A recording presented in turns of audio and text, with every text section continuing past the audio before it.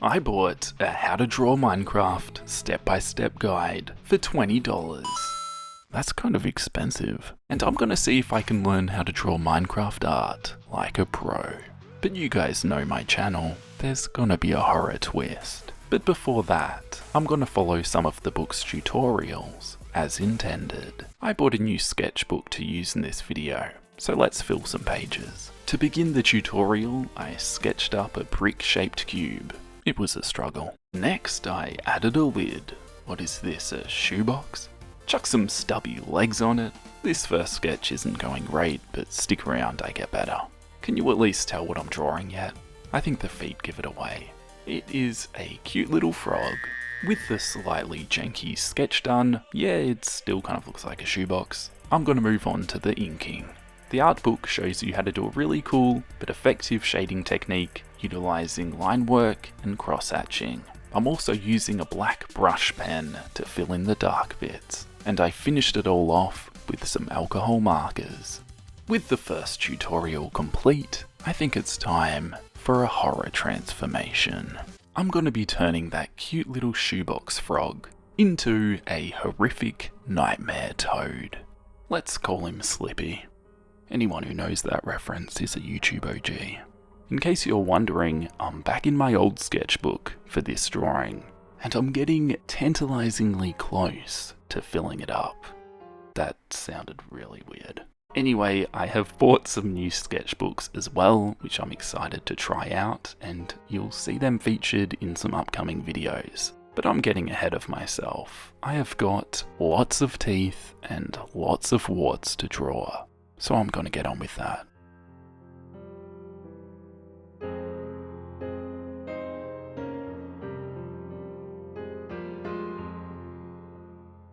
Of course, I couldn't help myself, I had to add some blood and gore. The unfortunate remains of Slippy's last meal, whatever that may have been. A cat, a dog, a small human, perhaps. That got pretty dark. You know what isn't dark though? These white highlights. Nice. This is based off the toads we have here in Australia. You've got to lock up your pets because these bullfrogs come out at night and they hunt in packs. The next tutorial I'll be following starts me out by drawing a cube, followed by another cube. This book has more cubes than a Rubik's. Unironically, Minecraft fits perfectly for a how to draw book. They love distilling things down to basic shapes like cuboids, circles, and cylinders, as if you're in a geometry class, but it actually makes sense here. If you enjoy Minecraft and like drawing, I definitely recommend this book. It has got a lot of content, not just how to draw mobs like what I'm doing here, but how to draw scenery, items, and a lot of other stuff. It's quite a comprehensive book. There are some pretty basic and easy to follow along tutorials, like what I'm doing here, but also some more complex ones further into the book. If you'd like to see more Minecraft drawings from me, well, keep watching the video, but also subscribe to my channel because I might revisit this book in the future. With this incy-wincy spider done, it's time to move on to the horrific transformation. Arachnophobes, beware. Things are about to get a whole lot creepier and crawlier.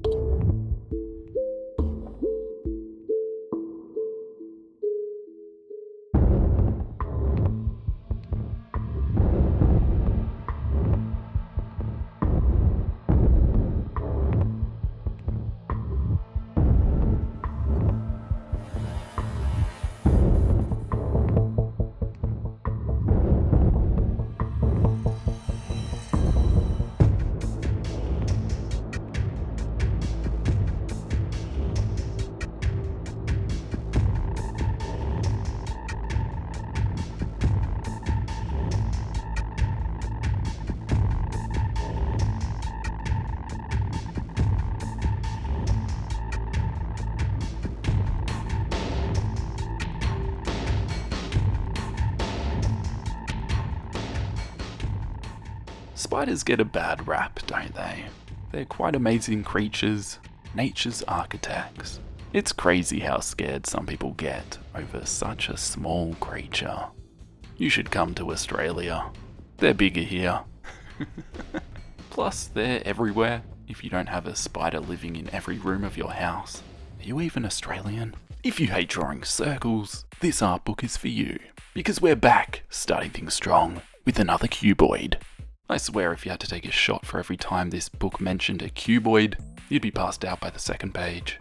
But there's no time for hangovers here. We're charging right ahead with this chunky boy. Have you figured out what I'm drawing yet?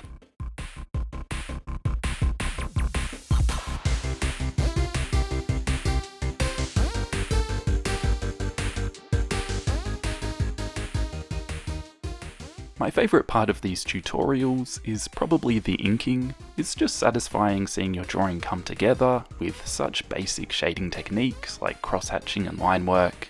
It's just really fun and relaxing to do, and you don't have to be too precise. In fact, it looks better if your line work isn't too straight. You don't want it looking too perfect and clinical. Keep it a bit loose to give it character.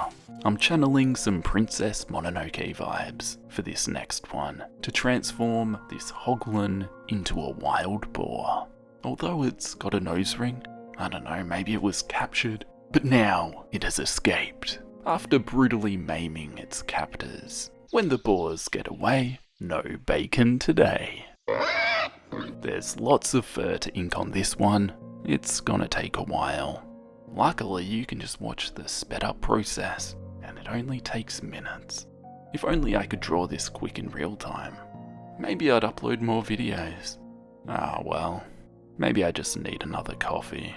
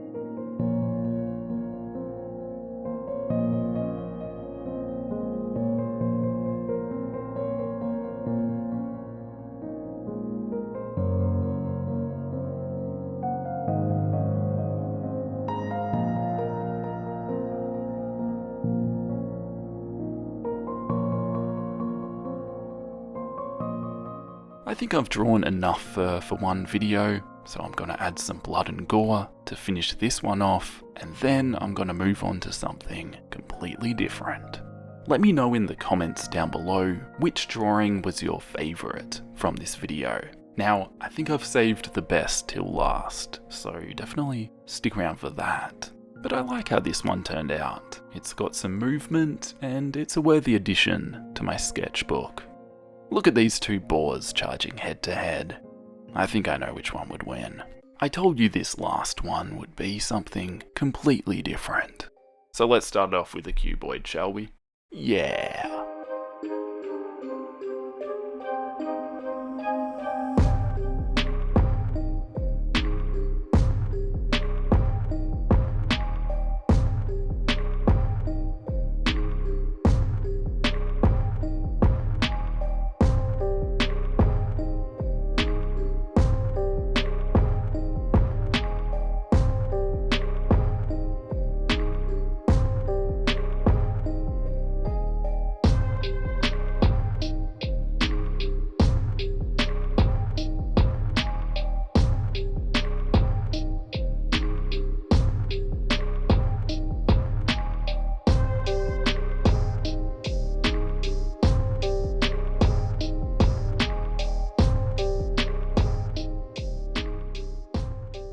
It wouldn't be a Minecraft video without a creeper, now would it? But how can I make this creeper even creepier?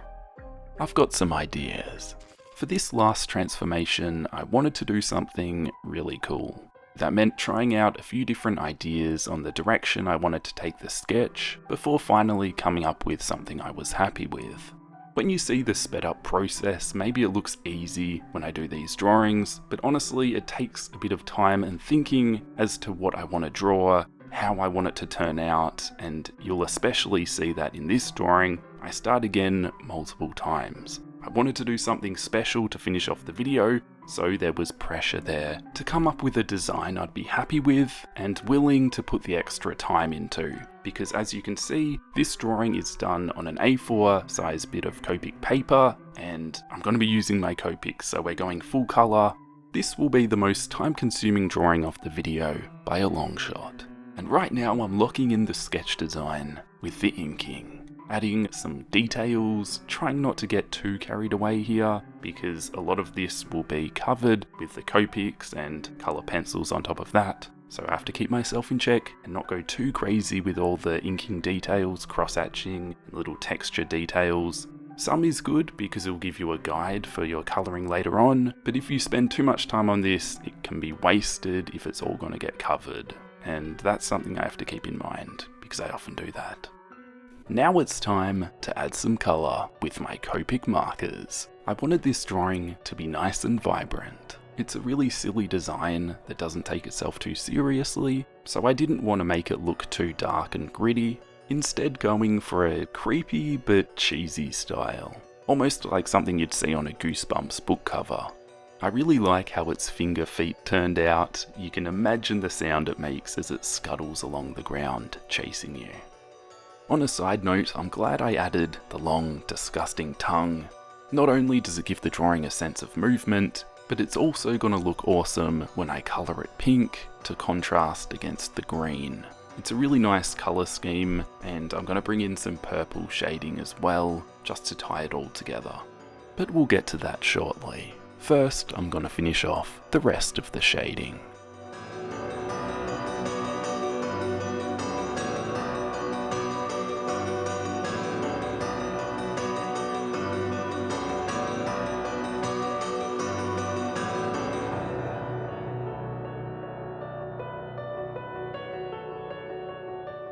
You can see here I'm adding some purple shading, almost like an underglow effect.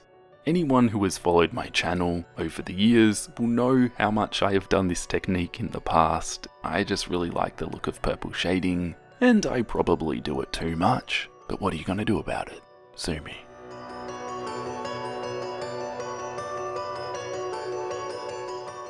I'm adding some stylized, gloopy blood effects to finish off this drawing. Delicious.